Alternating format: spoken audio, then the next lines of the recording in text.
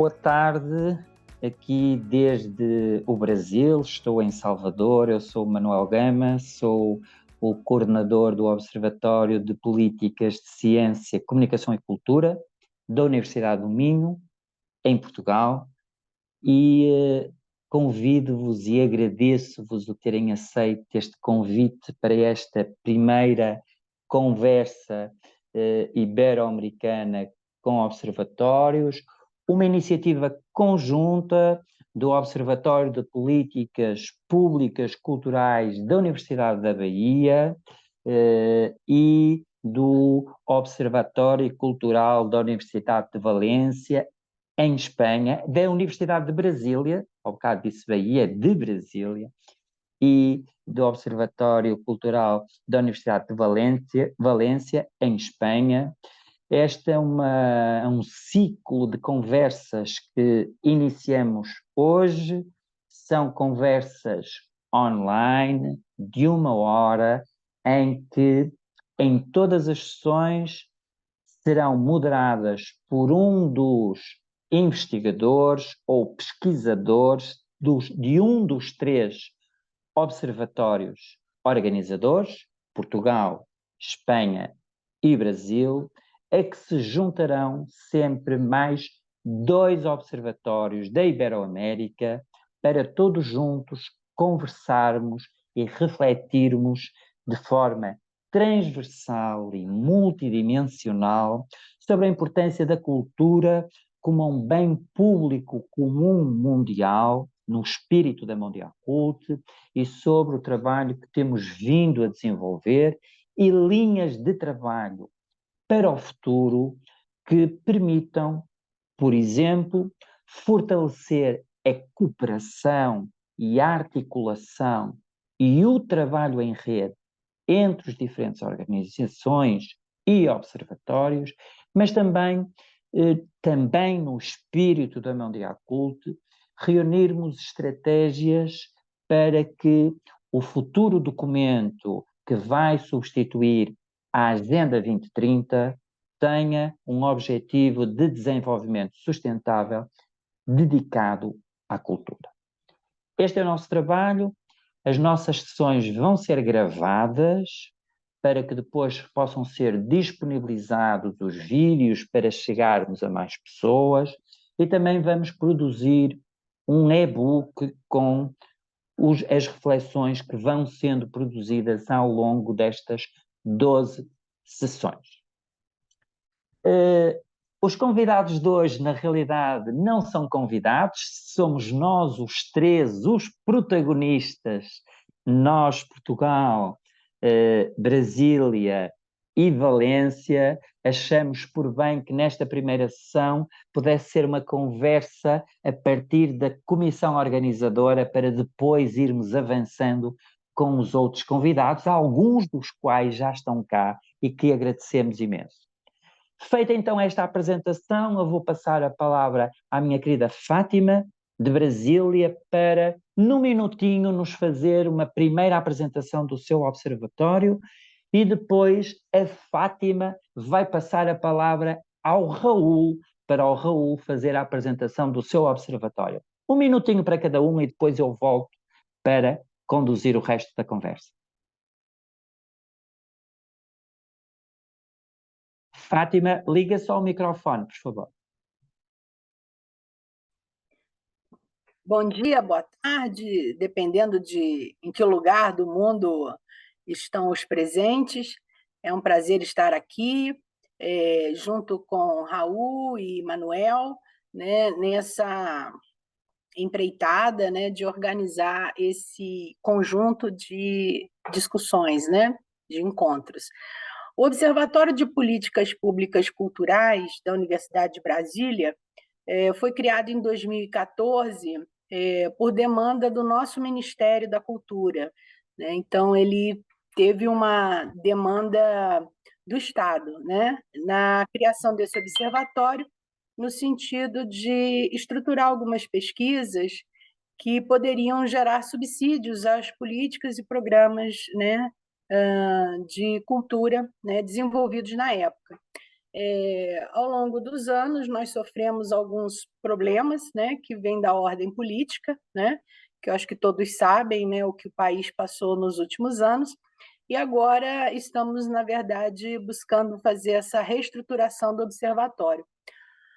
Ao longo desses anos, nós investimos em pesquisas voltadas à cultura, desenvolvimento e território. Esse é o foco principal do observatório.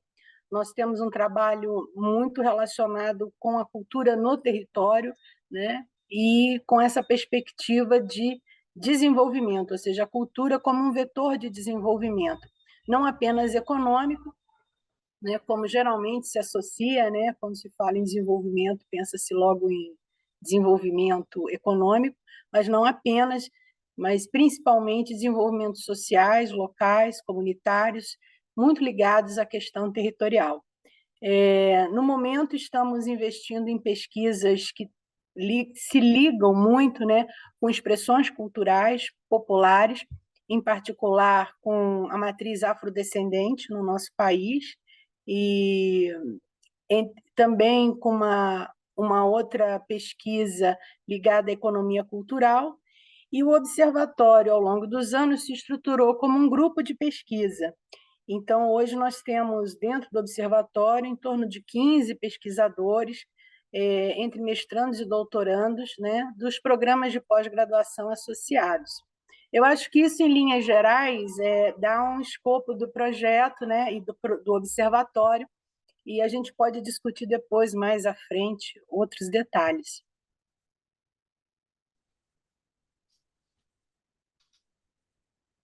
Vale, voy... Agora é Raul. Raul, agora Obrigado. você esquecer. Obrigado, Fátima. Nosotros, el Observatori, es el nombre oficial, el Observatori Cultural de la Universidad de Valencia, lleva en activo, fue creado en el año 2019 y llevamos en activo desde los últimos 5 años. Somos una estructura muy modesta porque dependemos del Vicerrectorado de Cultura, que articula lo que es la planificación y gestión cultural de la Universidad de Valencia en distintas aulas que programan contenidos culturales. Estas aulas están organizadas por disciplinas artísticas, con lo cual hay un aula de poesía, un aula de artes escénicas, otra de música, cine, cómic, etcétera, etcétera, y un aula que es el Observatorio Cultural, que nos dedicamos más a lo que es el tema de la planificación y gestión, ¿no? Un espacio de reflexión en torno a la planificación y gestión cultural. En este observatorio estamos 2 personas como responsables de lo que es la actividad. Marcia, a jornada completa y exclusiva en ese sentido, desarrollando toda la parte de contenidos administrativos y técnicos, y yo que tengo que conciliar con lo que es mi actividad docente e investigadora, y en este sentido pues no puedo estar evidentemente a más que un poco sobrevolando y haciendo tareas de dirección y de planificación. Entonces, en esa línea, pese a esta modesta estructura y al escaso tiempo que llevamos, sí que es cierto que hemos tenido una actividad muy intensa, que está toda recogida en nuestra página web y en los canales de YouTube, porque hacemos un uso de las nuevas tecnologías para trabajar desde una perspectiva de generar una base de documentación, de archivo, de audiovisuales, que después esto nos permitan también generar más materiales a partir de estos. Y en la página web pues tenemos un poco todo lo que han sido las líneas que hemos venido desarrollando, tanto a nivel de seminarios, de talleres, en relación con los diversos contenidos que conectan lo que son los derechos culturales con los conflictos del desarrollo en el sentido más amplio, ¿no? En esa línea trabajamos desde una perspectiva global, considerando los impactos que haya a escala local y en qué medida el sector cultural se ve protagonista de los mismos, se ve como protagonista de los mismos. Obrigado, Fátima. Obrigado, Raul. Já ficamos a conhecer um bocadinho dos observatórios. Como é evidente, toda a informação detalhada de trabalho que vem sendo desenvolvido pelos diferentes observatórios vai sendo apresentado nas páginas web, nas redes sociais. Portanto, isto é só algumas ideias-chave do trabalho que tem sido a ser desenvolvido pelos observatórios. No caso da Universidade do Minho, nós também temos uma página web específica, onde estão lá os projetos que desenvolvemos, com relatórios, com os informes e com todo o trabalho que vai sendo desenvolvido pela equipe de investigadores que estão sendo associados aos projetos. A primeira pergunta que eu vou fazer aos meus queridos amigos Fátima e Raul está relacionado com um dos objetivos destas sessões, que passa por partilhar práticas ibero-americanas de projetos que concorram para e contribuam para colocar a cultura no centro das políticas públicas e do desenvolvimento sustentável dos territórios. E o que eu pedi então à Fátima e ao Raul, agora vamos começar pelo Raul, é que quais poderão ser os contributos dos projetos que vocês estão a desenvolver no vosso território e que de alguma forma possam ter boas reflexões para o desenvolvimento destas temáticas e destas discussões a partir de Valência. Raúl. En nuestro caso, a pesar de lo que he comentado antes sobre el origen del observatorio más reciente desde el 2019, no es menos cierto que el perfil de investigación que hemos desarrollado se remonta mucho más atrás en el tiempo, a partir de lo que es la investigación que venimos desarrollando desde la Unidad de Investigación en Economía de la Cultura, en Econcult.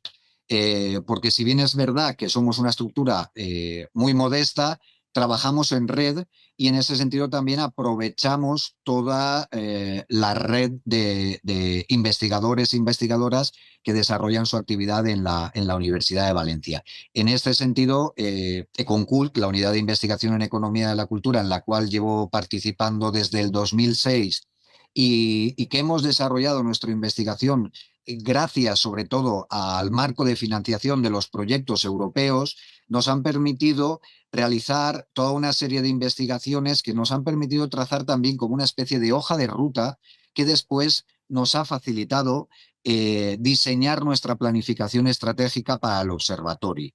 En ese sentido, nuestra programación se viene nutriendo de lo que han sido los resultados de nuestra investigación en el marco de los proyectos europeos, tanto en proyectos de desarrollo regional, donde la cultura jugaba un papel esencial o un papel central, favoreciendo dinámicas de innovación social y de innovación económica a nivel del desarrollo regional, como también proyectos que han sido financiados con el marco del programa marco Horizon 2020, que es el programa marco de la Unión Europea en materia de ciencia, tecnología e innovación. En ese sentido, nuestra aproximación es a considerar el arte y la cultura como formas de producción de conocimiento que son necesarias para abordar en un contexto de ciencia postnormal y en un contexto donde precisamente debemos gestionar esta complejidad de los conflictos del desarrollo, cómo la cultura contribuye a transformar a través de la producción social de significados y a través de modificar nuestros valores, nuestros estilos de vida, las formas de producción y las formas de consumo, ¿no? En ese sentido es una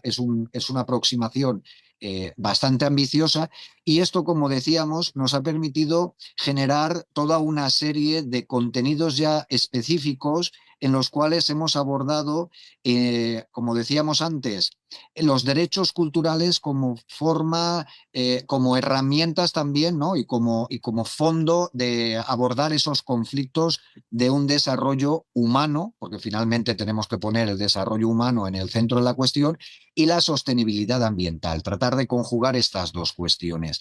En ese sentido, hemos hecho todo un mapeo, por decirlo de alguna manera, o un rastreo hemos actuado el observatorio también como una especie de radar, generando esas sesiones de debate que han permitido generar argumentarios y evidencias en relación con cuáles son esas claves de las contribuciones de la cultura como bien común, como muy bien estabais apuntando, y cuáles son los retos y las prioridades que deberían asumir las instituciones públicas y los tomadores de decisiones, ¿no?, para precisamente potenciar la centralidad de cultura. Al mismo tiempo también lo combinamos con un análisis realista para que no se convierta en un brindis al sol, y en ese sentido también evaluamos, ponderamos, consideramos las debilidades,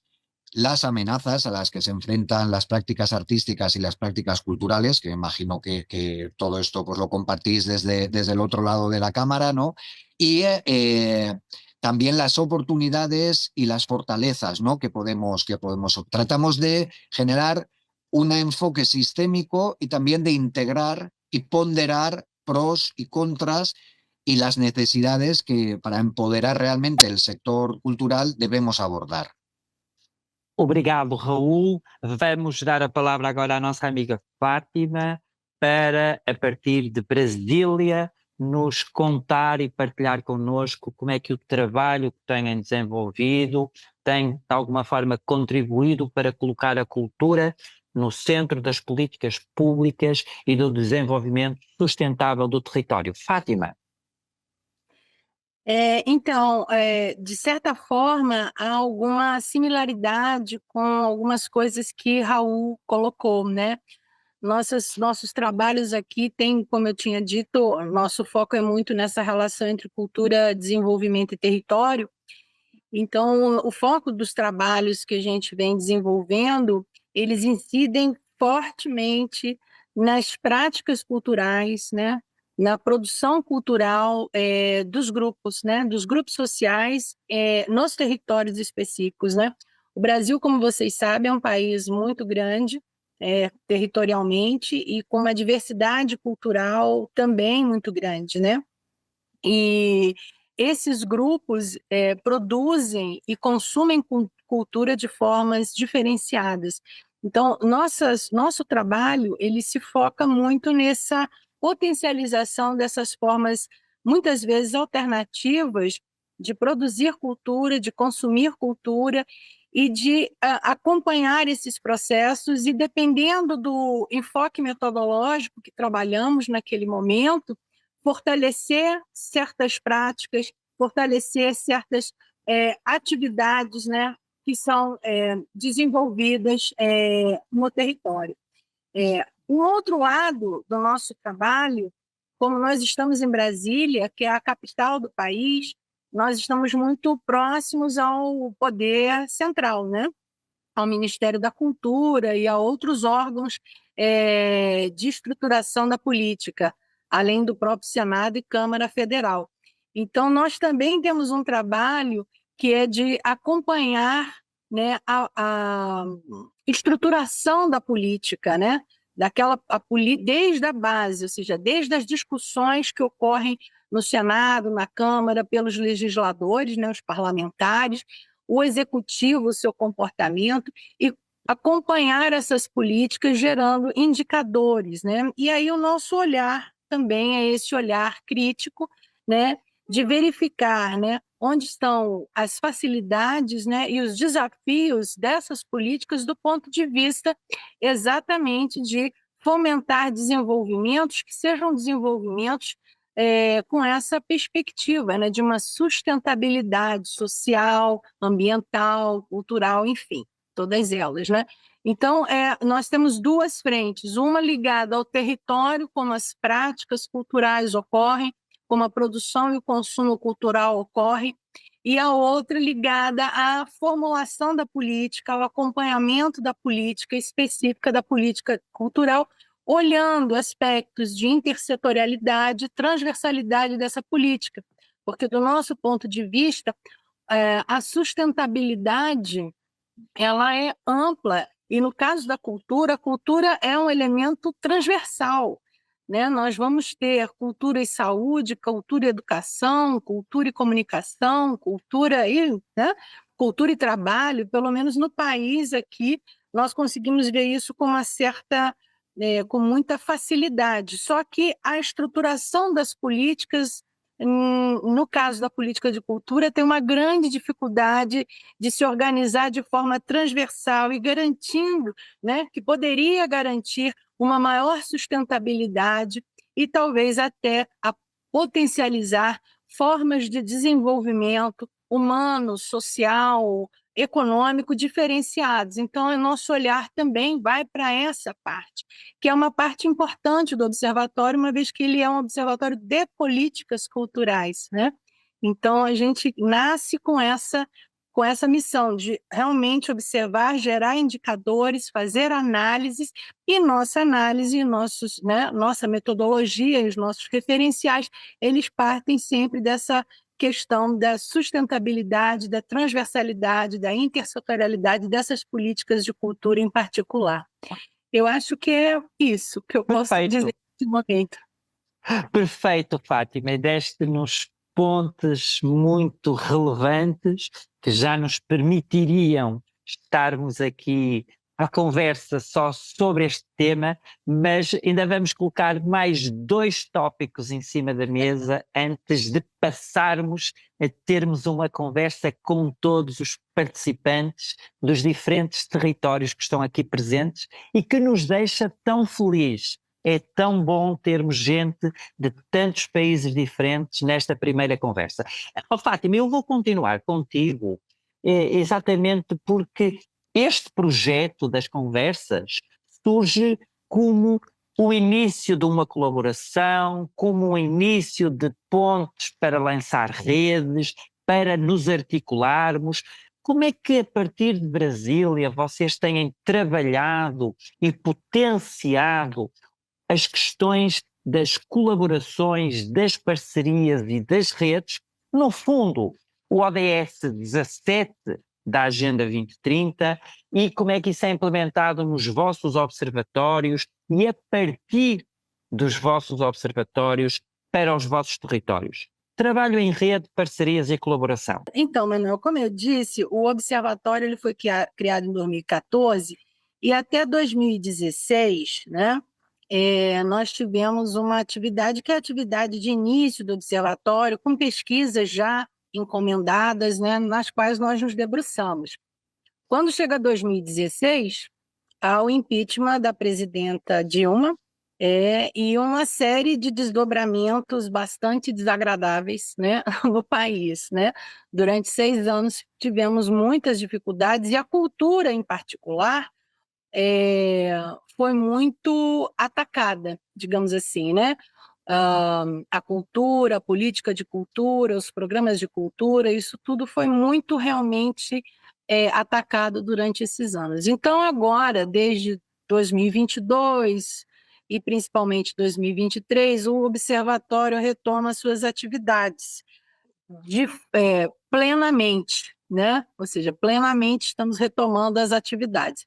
E, nesse momento, há um projeto, né, há uma perspectiva de parceria interinstitucional entre estados do país. Aí, em outro, talvez em Portugal e Espanha, seriam províncias, talvez, mas aqui são estados.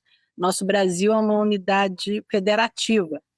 Então, entre Brasília, o Distrito Federal, que é onde eu estou, Rio de Janeiro e Bahia. Estamos estruturando, são 3 universidades, nós estamos procurando estruturar um projeto em parceria. Há dificuldades para se fazer os trabalhos em rede, há muitas dificuldades, pelo menos aqui no Brasil há grandes dificuldades. Os pesquisadores, a grande maioria dos pesquisadores brasileiros estão em instituições de ensino superior, em universidades, e, na maioria das vezes, universidades públicas, né?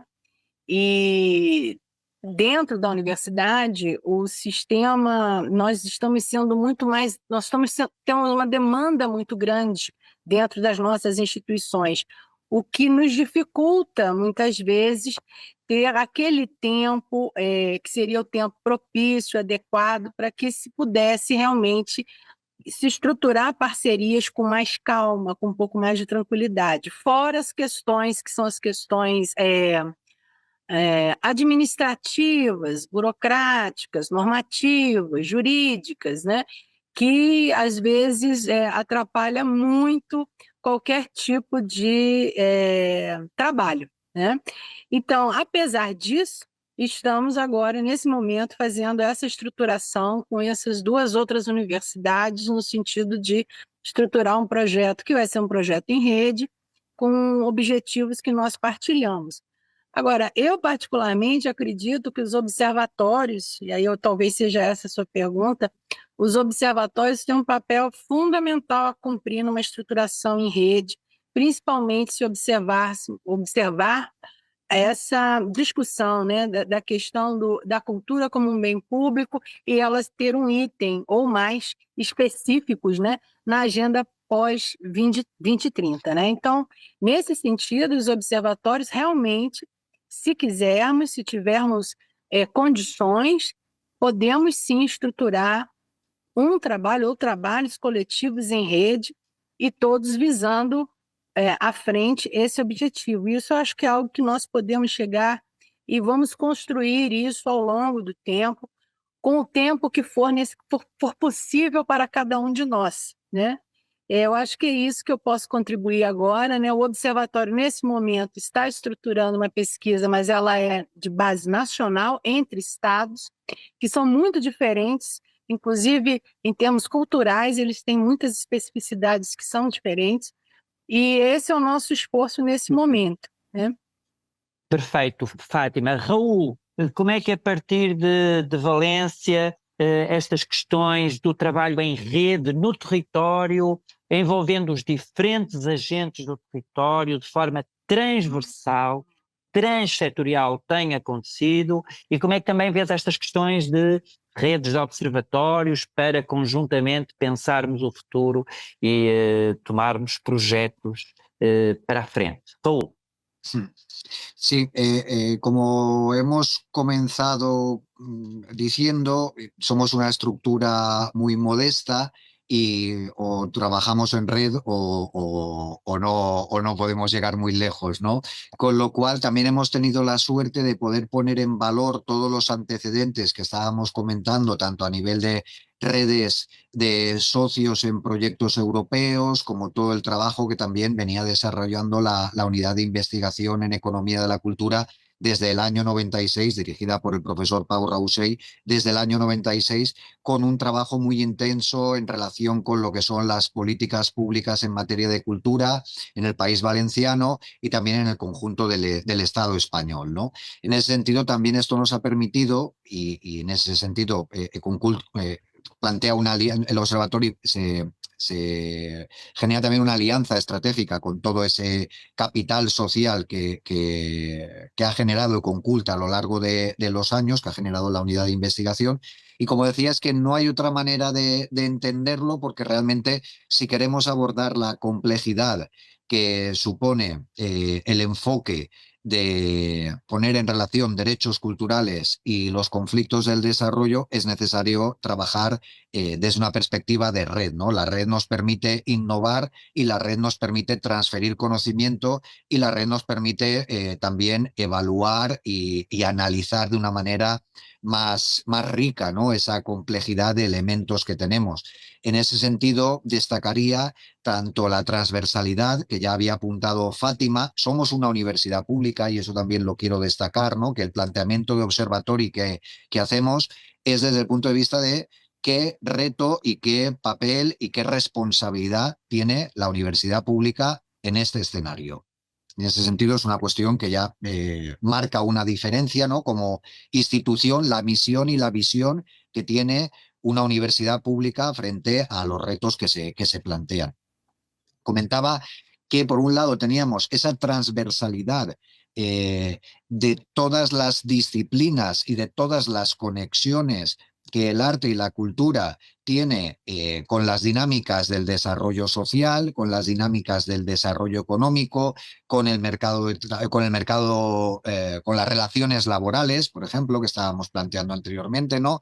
Con el desarrollo económico, con la innovación económica, pero también con el desarrollo territorial, perdón, y con la sostenibilidad ambiental, con lo cual ya necesitamos conectar o plantear puentes que nos permitan esos diálogos, ¿no?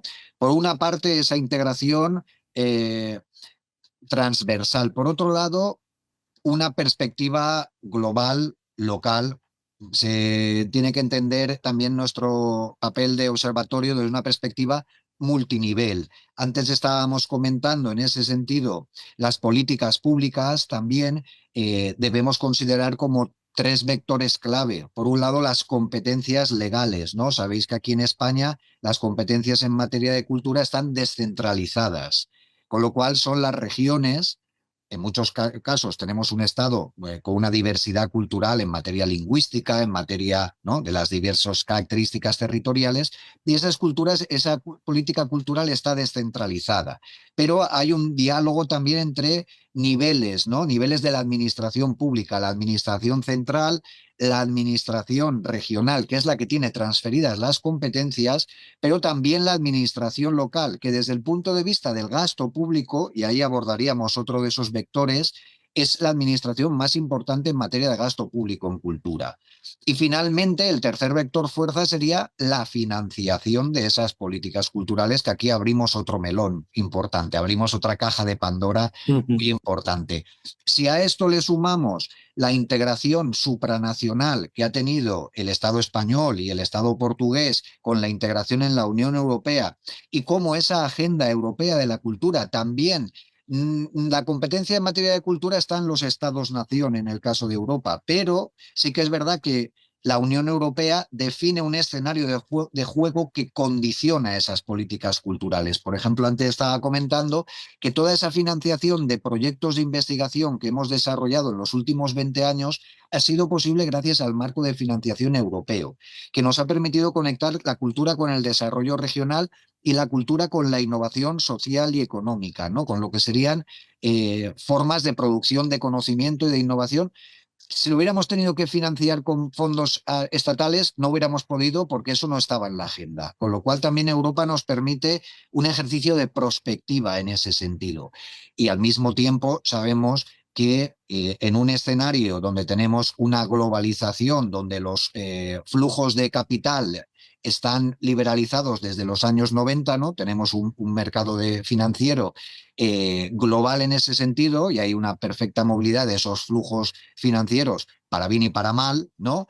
Evidentemente esto también va a condicionar las dinámicas de desarrollo de los territorios, los problemas, los conflictos que generan esas dinámicas muchas veces especulativas, y también las posibilidades de financiación. Con lo cual, sí o sí, tenemos una agenda global y tenemos que integrar esa agenda local con la agenda global y hacer en ese sentido un ejercicio de integración multinivel, ¿no? Con lo cual, tanto por la parte de lo que comentábamos de los distintos agentes que a nivel local, disciplinas, sectores, etcétera, etcétera, pero también instituciones, lógicas de mercado, por un lado, lógicas de institucionales de las propias administraciones públicas y lógicas de la sociedad civil, porque hay también desde el punto de vista, igual avanzando un poquito y haciendo un spoiler de lo que van a ser las conclusiones, también vamos a ver que en buena medida uno de los retos que tenemos encima de la mesa es cómo evitamos conflictos de una excesiva mercantilización de la cultura y, por lo tanto, de una banalización de la cultura, de una excesiva institucionalización de la cultura y, por lo tanto, también problemas de censura, problemas que vamos a ver que en función de los gobiernos puede haber una manipulación, y en España en este momento ya lo estamos viendo con cuestiones como la libertad de expresión, la ley Mordaza, etcétera, etcétera. Y en un contexto donde tenemos a la extrema derecha, ahora por ejemplo aquí en el País Valenciano, siendo los responsables de la política cultural, Quiero decir que en ese sentido la institucionalización no tiene una cara, tiene luces y sombras, ¿no? Y cómo empoderamos a la sociedad civil, cómo empoderamos esa línea de una mayor autonomía de la cultura, una mayor libertad del propio, de la sociedad civil para realmente asumir los retos de la cultura como bien común en esse sentido, ¿no? Raul, num minuto, apresenta-nos o que é que para ti, o que é que para o vosso observatório poderia ser uma linha concreta de trabalho para o futuro que contribuísse para que no documento pós-Agenda 2030 a cultura tivesse um objetivo de desenvolvimento específico. Uma linha de trabalho que consideres fundamental, num minutinho, para pasarmos para a nossa amiga Fátima. Vale, yo creo que sería un concepto que nos podría servir para esto, es el de sostenibilidad cultural. ¿De qué hablamos cuando hablamos de sostenibilidad cultural? Porque esto nos permite integrar un escenario donde podemos hablar de la cultura por, para y como desarrollo sostenible. Con lo cual, podríamos abarcar todo ese abanico y es importante clarificar ese mapa conceptual. Con lo cual, una línea de investigaciones interesante en ese sentido sería de qué hablamos cuando hablamos de sostenibilidad cultural para tratar de clarificar esos diversos escenarios que se plantean y esas diferentes lógicas de una más instrumental a una más, digamos, estratégica. Perfeito. Então, Raul, para ti seria importante que na sequência destas conversas, por exemplo, os diferentes observatórios, as diferentes universidades, de alguma forma se articulassem para desenvolver uma linha de investigação em que se tentasse, de forma conceptual, discutir as relações da sustentabilidade cultural de forma multidimensional. É isso, Raul? Correcto, sí. Perfeito. Fátima, e para ti, qual seria uma linha de trabalho distinta desta que poderia ser importante para contribuir que na agenda pós-2030 tivéssemos um objetivo de desenvolvimento sustentável dedicado à cultura? Eu creio que também, pegando os observatórios, né, vocês articular os observatórios ibero-americanos, né, os observatórios voltados à cultura e à política de cultura, fazendo um levantamento das diferentes práticas culturais que engendram processos alternativos, né, de desenvolvimento nessa perspectiva sustentável, né? Ou seja, nessa perspectiva de sustentabilidade, não sei se cultural, mas é sustentabilidade de todo esse processo, né? Então, aqui no Brasil, nós temos várias práticas que você verifica que são práticas alternativas, colaborativas, autogestionadas, com muita autonomia, com muito cuidado com os grupos, o território, voltado para o território, com um sentimento de pertencimento muito grande, né, àquele território. Então, eu acredito que, para começar, um levantamento dessas práticas, talvez até escolhendo as mais significativas, as mais exemplares, poderia ser um processo muito interessante em articulação com esses observatórios e criando um dossiê sobre essas potencialidades, né? essas possibilidades e como exemplares. Eu acho que pode ser um começo interessante, né? Porque agora está tudo ainda por fazer na minha perspectiva, né? Acho que o de Raul, essa questão conceitual é muito interessante e importante, e talvez a gente possa pegar uma coisa um pouco mais concreta, como os levantamentos dessas práticas. É uma possibilidade.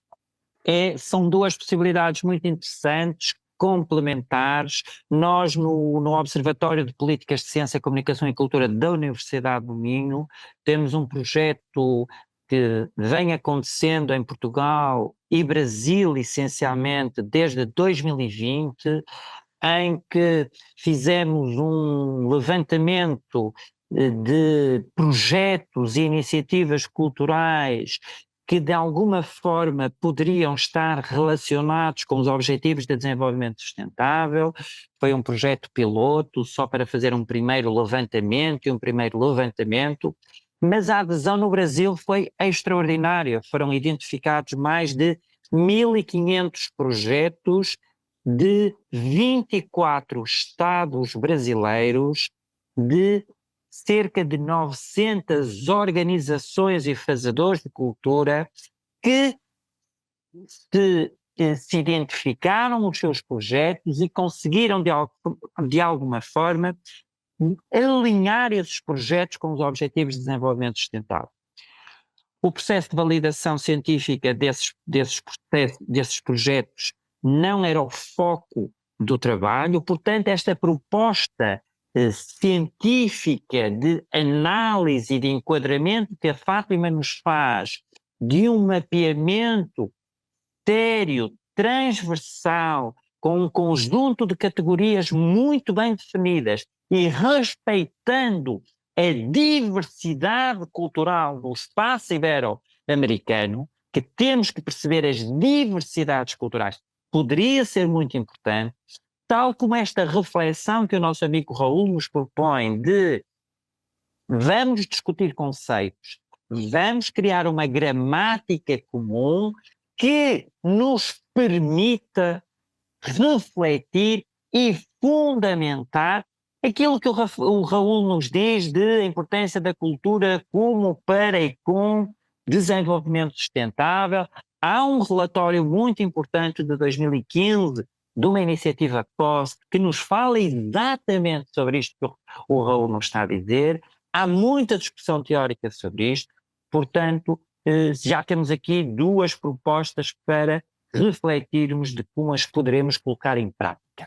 E agora o que vamos colocar em prática é a conversa com todos. Nos próximos 15, 20 minutos, temos o microfone aberto para todos poderem fazer perguntas, comentários, sugestões. Nós acreditamos plenamente neste momento de partilha, de reflexão. A única coisa que eu pedia é que, quando vos fosse aberto o microfone, se identificassem e a vossa reflexão não fosse muito longa, para podermos ouvir os diferentes protagonistas, está bem? Portanto, uma reflexão, uma pergunta, um comentário de 1 minutinho e fazemos uma primeira ronda de 4, 5 comentários e depois voltamos à mesa, se for caso disso, ou vocês vão respondendo uns aos outros. A primeira pessoa, eu suponho que colocou a mão, foi a Karen, do Rio de Janeiro. Amiga Karen, 1 minutinho para esta reflexão. Agradeço a oportunidade, parabenizo o evento, porque acho que é isso, né? Se mover para a construção de redes entre países, especialmente no nosso contexto ibero-americano, é fundamental. Eu estou falando aqui da Flexo Brasil, sou pesquisadora associada na área de cultura e educação. Enquanto ouvi os colegas e também por inquietações pessoais, o meu processo de pesquisa, eu anotei alguns tópicos, mas eu prometo que eu vou ser rápida, né? Uma coisa que me veio é o desafio da pesquisa em cultura, que é comum a todos nós, a partir da fala de vocês, né? Quem financia a pesquisa em cultura, especialmente em políticas públicas de cultura, né? Então, o perfil desse pesquisador, o perfil do financiador, que na sua maioria é o Estado, né? E o resultado dessas pesquisas, né? O desafio dessa difusão. Então, acho que isso é um ponto para a gente olhar junto, uma problemática, porque isso também fala sobre o que, como e onde é pesquisado, né? E o porquê não se desenvolve mais pesquisas sobre isso, enfim. Intencionalidade. E sobre o tema dos ODS, eu estive no ano passado na Colômbia, em um programa numa faculdade de saúde, desenvolvendo uma pesquisa sobre resiliência local e desenvolvimento sustentável, onde eu entrei como agente de cultura para desenvolver essa pesquisa. E aí foi muito interessante, porque e aí o que é pensar cultura a partir do desenvolvimento sustentável e vice-versa. E quando a gente reivindica um ODS, eu acho fundamental para o nosso setor a gente ter essa visibilidade, mas eu entendo que essa compreensão de cultura como transversal ela ainda não foi dada, ela ainda não está dada, né? Então, eu acho que tem uma tarefa de casa, junto com a gente reivindicar esse ODS da cultura específico, porque a gente pode monitorar, avaliar e acompanhar ele. Eu acho que antes disso tem o dever de casa da gente entender e apresentar a cultura como transversal, porque para a gente... Karen, vamos ter que concluir, por favor, está bem? Já estou acabando. Então, eu acho que era essa a minha provocação principal. Esse trabalho de olhar para a cultura como transversal não está dado, e a gente ainda tem muito a fazer sobre isso para fora do campo cultural, né? E como é que isso chega, a última coisa, nos agentes culturais do Brasil. Isso chega, na minha leitura, um dos principais fatores são os editais. Então, isso chega através da necessidade do financiamento. Os editais acabam sendo a agenda que pauta a inclusão dos ODS no dia. Então, muitas das vezes, a gente associa os projetos, as iniciativas aos ODS, muito por um olhar de preciso ganhar essa grana para fazer o projeto e estou enquadrando aqui, mas não necessariamente numa agenda específica que discuta e problematize isso no dia a dia do fazer cultural. Enfim, Obrigado, Karen. Vamos passar ao Carlos Padilha. Hola, ¿me escuchan? Perfeito. Muy bien, excelente, gracias. Bueno, simplemente quería presentarme, ¿no? Y presentar, pues, la institución a la que pertenezco. Soy Carlos Padilla, dirijo el Observatorio de las Culturas de Honduras, ¿no? Es una instancia recién creada. Apenas tenemos bueno, la acabamos de crear a finales del año pasado, ¿no? Y por eso pues tenemos grandes retos, ¿no? Pero estamos asumiendo, ¿verdad? Este reto desde las necesidades, ¿no? Que el Estado de Honduras y el sector cultural busca resolver, ¿verdad? Sobre todo el tener datos fehacientes que nos permitan orientar mejor la política pública cultural de nuestro país, ¿verdad? Al igual que como creo que lo comentó la compañera Fátima, ¿verdad? Igual que hemos tenido una realidad muy parecida, creo yo, ¿verdad? En que en los años anteriores han habido gobiernos con una visión que, lejos de profundizar, ¿verdad? La apuesta, ¿no? En la cultura, más bien la habían casi excluido, ¿verdad? Y ahora hay una nueva perspectiva institucional, ¿verdad? Nosotros hablamos de que somos parte de una nueva arquitectura institucional conformada a partir de la Secretaría de las Culturas, las Artes y los Patrimonios de los Pueblos, ¿no? Por tanto, estamos muy contentos de ser invitados a este espacio. Vamos a estar participando, ¿no? Intercambiando experiencias con ustedes y poco a poco, pues mostrando los pasos, ¿no? Que vayamos dando en este gran reto, ¿verdad? Por constituir un observatorio cultural, ¿no? Que pueda mostrar, ¿verdad? Lo que es la cultura hondureña, ¿no? Que pueda recolectar, ¿verdad? Toda esa información, sistematizarla y pues participar, ¿no? En estos espacios tan importantes. Muchas gracias. Obrigado, Carlos. Vamos passar à Valéria. Minutinho, Valéria. Boa tarde aqui do Brasil a todos. Obrigada pelo convite a participar desse encontro. É uma observação. Eu sinto falta aqui da presença do programa de extensão UNB 2030, que é um programa, inclusive, que eu não sei em que nível o Manuel esteve junto, mas que foi instituído pelo professor Tiago Guerri, da Universidade da UNB, da Universidade de Brasília, e juntamente com a Unesp, estou sentindo falta da Unesp aqui, que apesar de não ser uma universidade federal, é estadual de São Paulo, que eles desenvolveram todo um guia para a Agenda 2030 e, inclusive, fizeram uma observação crítica, digamos assim, uma análise crítica da agenda e instituíram, e com base nos estudos que fizeram, enfim, de toda a análise, E 3 novos do DF como proposição para a agenda. E um deles envolve cultura e comunicação. Então, de alguma maneira, nós já temos parte desse caminho andado no trabalho do programa de extensão inclusivo, o NB 2030, que antes era um programa do Instituto de Relações Exteriores e agora é um programa da reitoria. Me parece que está numa transição para se tornar um programa efetivo do departamento como é que se diz lá? Da Pró-Reitoria de Extensão Universitária. Então, sinto que é fundamental a participação do NB 2030, porque não adianta a gente ficar reinventando a roda, já tem um caminho andado, vamos aproveitar o que existe. E, aliás, o que eu sinto também entre a academia e entre os agentes culturais, porque eu não sou da academia, eu trabalho muito proximamente ao NB 2030, porque eu sou uma produtora cultural, uma empreendedora, que tem um projeto que ensina a Agenda 2030 para os estudantes do ensino médio, juntamente com o audiovisual, como forma de comunicação da agenda.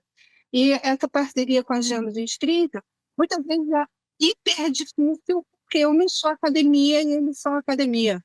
Então, eu não posso nem remunerar, contratar por um projeto, não posso nada. Então, precisa haver também, dentro desse estudo, uma perspectiva transversal, literalmente transversal, conexão real entre os agentes culturais e a academia. Obrigado, Valéria. Vamos passar ao Osmar. Pedia-vos um minutinho mesmo. Força, Osmar. O microfone. Olá, me Ok. escutam? Perfeito. Me escutam? Certo. Boa tarde a todas, a todos e todos. Boa tarde, Manuel. Parabenizar a todos pela iniciativa. Bom, eu sou Osmar Araújo, sou aqui que fala de São Paulo, capital. Sou da Mudança de Cena, uma organização que trabalha com cultura por meio de direitos humanos. E também faço parte dos movimentos culturais da cidade de São Paulo, que congrega aí pelo menos 20 e tantos fóruns, 28 fóruns de cultura na cidade. Também estou mestrando em gestão de políticas públicas na Universidade de São Paulo, na EASH, onde meu tema de pesquisa é participação, daí a minha pergunta, né, nas políticas públicas de cultura. A primeira pergunta é: como os observatórios têm pensado a participação dos agentes culturais e dos cidadãos nas políticas públicas de cultura, né? E também se existindo essas pesquisas, enfim, estudos, como estava sendo pensada a questão da participação remota, né? A e-participação, e-democracia dentro dessas políticas públicas. A segunda é pensar como esses observatórios têm olhado para a perspectiva da implementação de políticas públicas multinível no nível global, né? Porque eu acho que, aí já também parabenizando o trabalho do professor Manuel, né? Como que a Agenda 2030 vem impulsionando a implementação de políticas públicas nos países, nos estados e no meio local. Aí eu fico aqui com essas duas perguntas para vocês, gostaria que fossem respondidas por quem achar de melhor e parabenizar de novo a todos, obrigado. Obrigado, Osmar. Vamos para o Pablo. Muy buenos días con todas y con todos. Un saludo desde Ecuador. Soy Pablo Cardoso, dirijo el Observatorio de Políticas y Economía de la Cultura de la Universidad de las Artes en Guayaquil.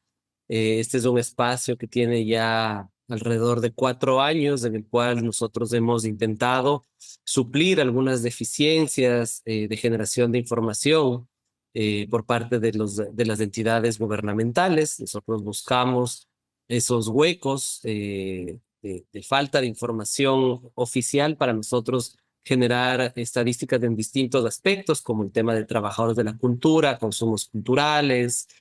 Buscamos insertarnos de alguna manera, no solo en la generación de información, de diagnósticos, de análisis, pero también en incidencia de política pública, al intentar a partir de nuestros diagnósticos generar un aglutinamiento de actores gremiales del sector cultural y también de gobierno y de agentes de organismos internacionales para buscar establecer agendas que permitan transformaciones del sector cultural nacional. Esa es nuestra labor, que hasta el momento viene siendo apoyada también por organizaciones internacionales como la OEI, que es también parte del organismo que nos financia.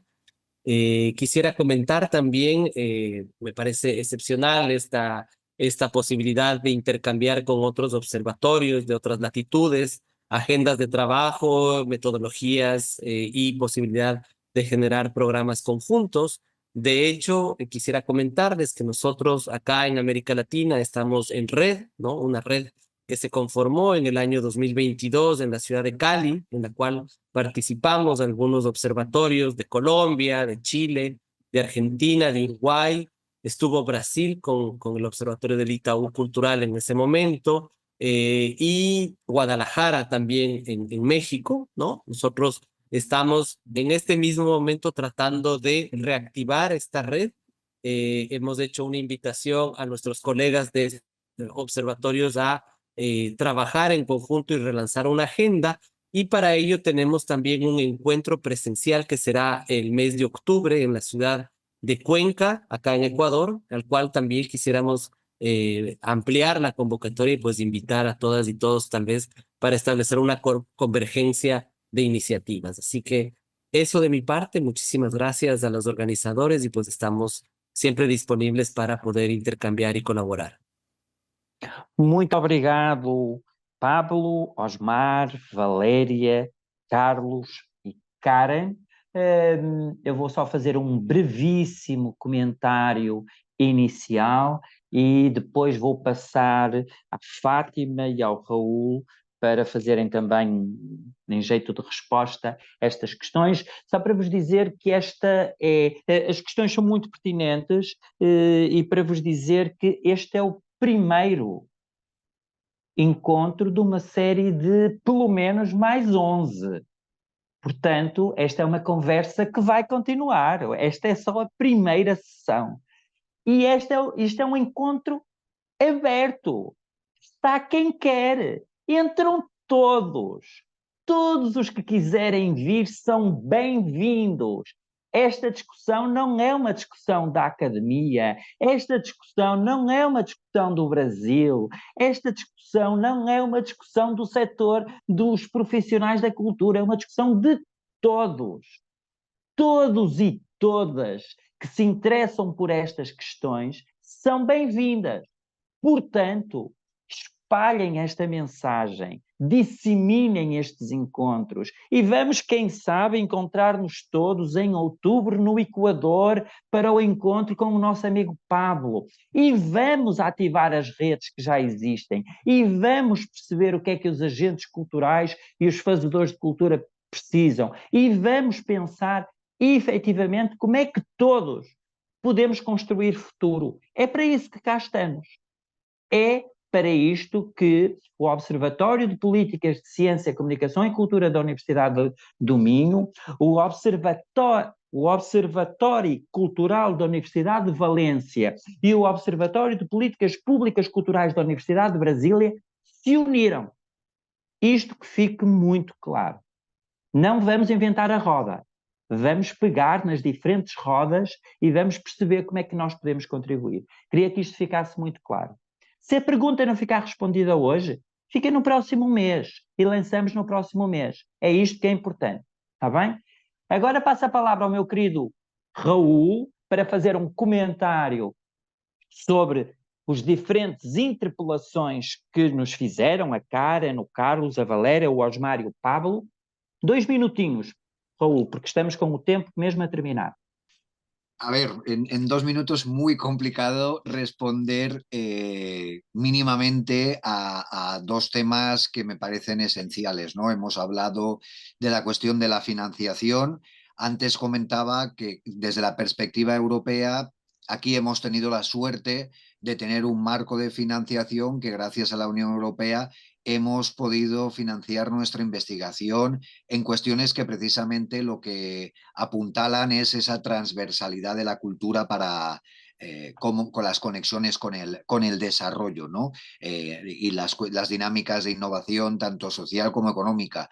Os comentaba que esto era imposible de financiar desde un punto de vista del marco regional, ni siquiera del marco estatal, ¿no? De lo que son las líneas de investigación en cultura, ni por objetivos, ni por contenidos, ni mucho menos tampoco por presupuestos, por disponibilidad económica, ¿no? Con lo cual, desde la perspectiva latinoamericana, evidentemente es mucho más complejo, ¿no? el abordar esta cuestión de la financiación.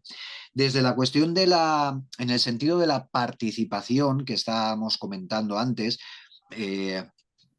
bueno, y por terminar con la cuestión de la financiación, aquí lo único comentario constructivo que podría plantear sería la necesidad de, como investigadores e investigadoras, plantearnos estrategias de diversificación de las fuentes de financiación. Es decir, si no encontramos, como es en el caso que hemos encontrado nosotros, un marco ideal como el que nos ha permitido la Unión Europea para abordar toda esta investigación que hemos estado haciendo durante tantos años, tratar de buscar cómo unas estrategias de diversificación de esas fuentes de financiación, desde los diferentes niveles territoriales de las administraciones públicas a integrar también financiación pública, financiación privada, es decir, buscar de qué manera podemos sumar integrando distintas fuentes de financiación. Ese sería lo más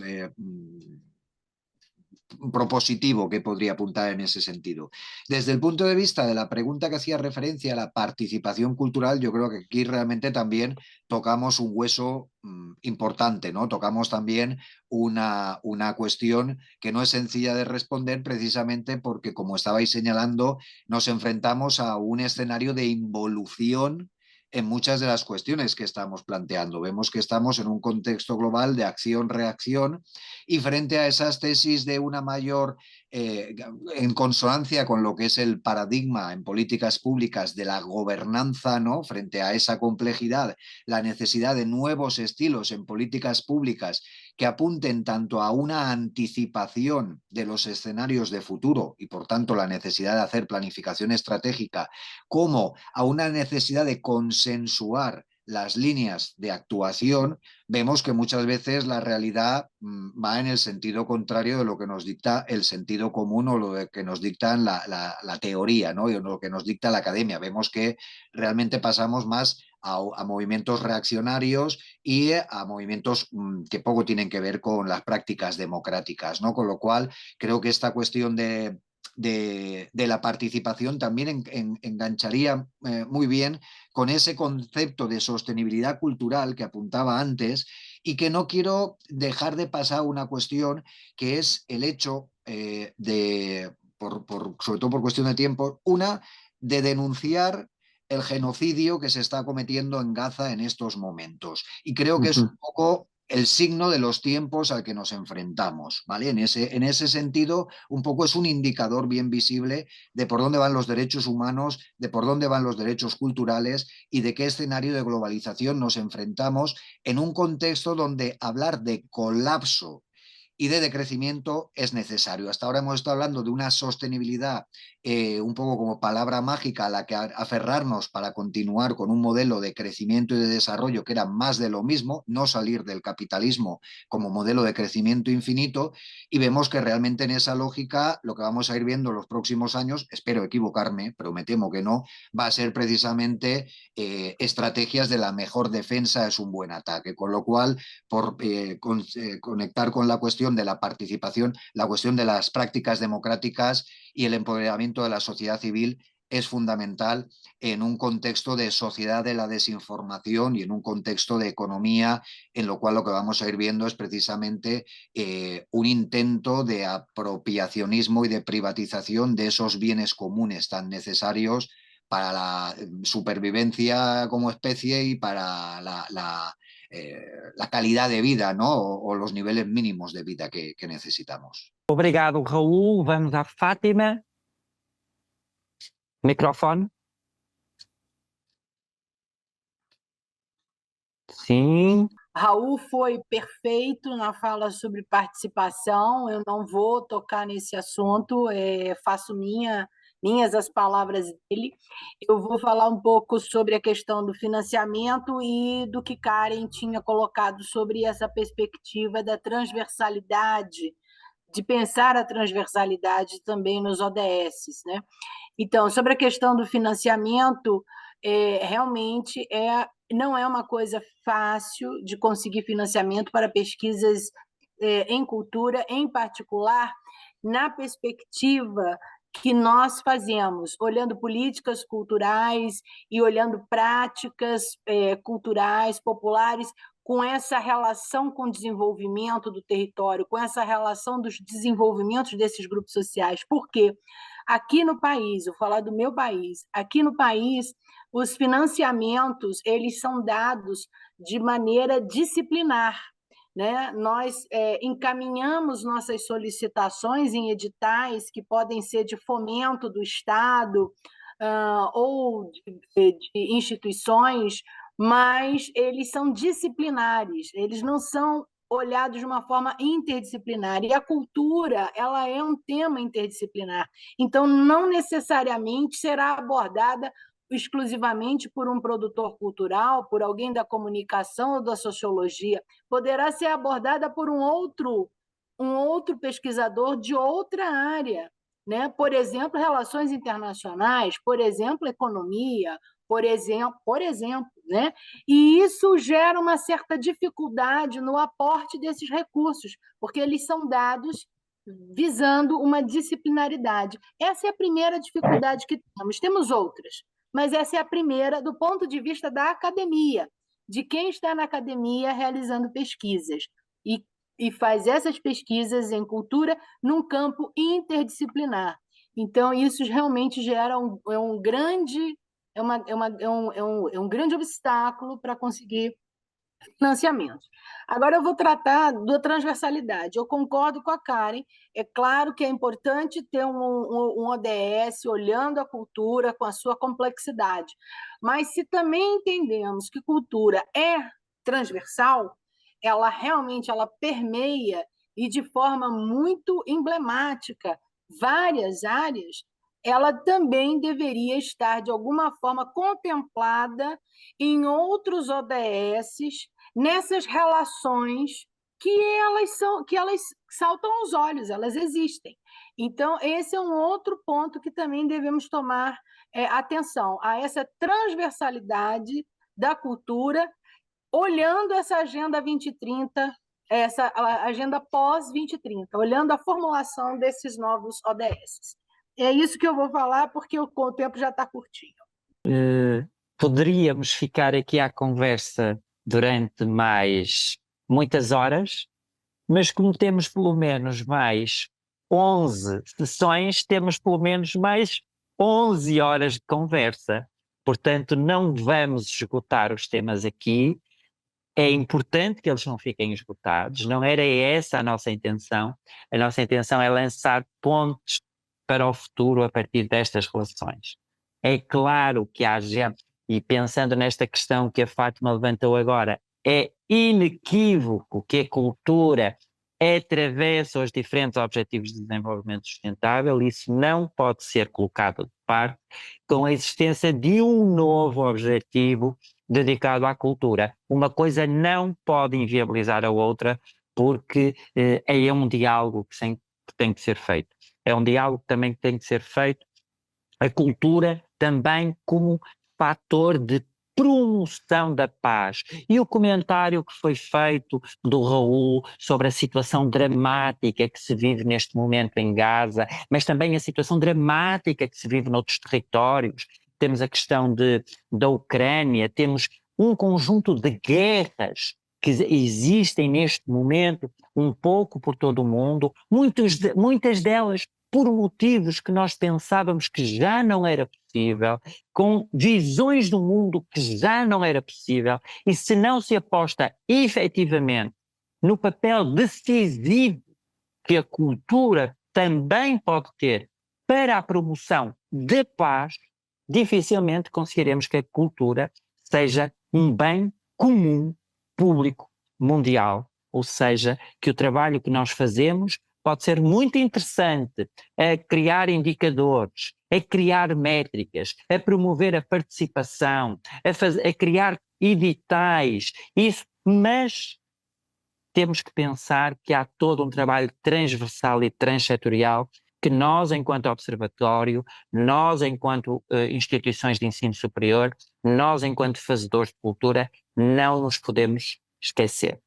Meus amigos, foi um enorme gosto, privilégio estar nesta sessão convosco, dizer-vos que vamos continuando estas conversas ao longo dos próximos meses e dizer-vos que a próxima sessão será no dia 20 de maio, sempre no mesmo horário, sempre no mesmo Zoom e sempre com participantes diferentes, convidados diferentes, sendo que esperamos que vocês se mantenham, umas vezes participem, outras vezes não consigam e vejam depois nas páginas dos diferentes observatórios que vão ter o vídeo disponível e o áudio disponível.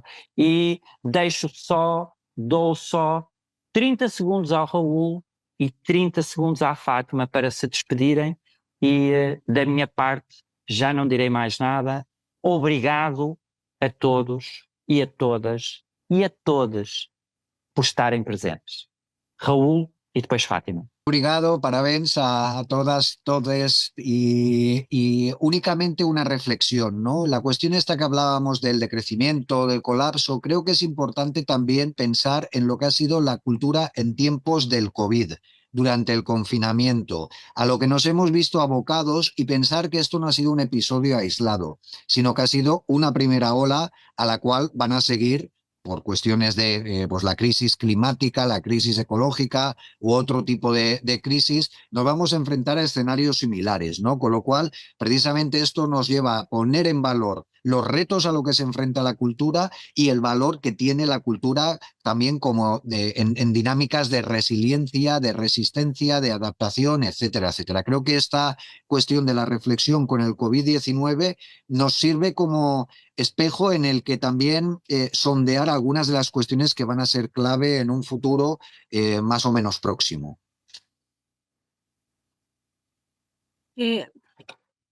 Então, eu quero agradecer a todos e todas a presença. Foi realmente muito importante a presença de todos. Como o Manuel disse, vamos ampliar essa participação, ampliar essa rede, ampliar essa discussão. E eu queria só aproveitar para colocar que pediram a página do Observatório, a nossa página está sendo refeita, ela está online, eu passei aí, mas ela está em construção e passamos também no nosso Instagram. No mais, eu desejo um excelente final de dia para todos e agradeço muito a participação. Um abraço a todos, até dia 20 de maio. Fiquem bem e até breve.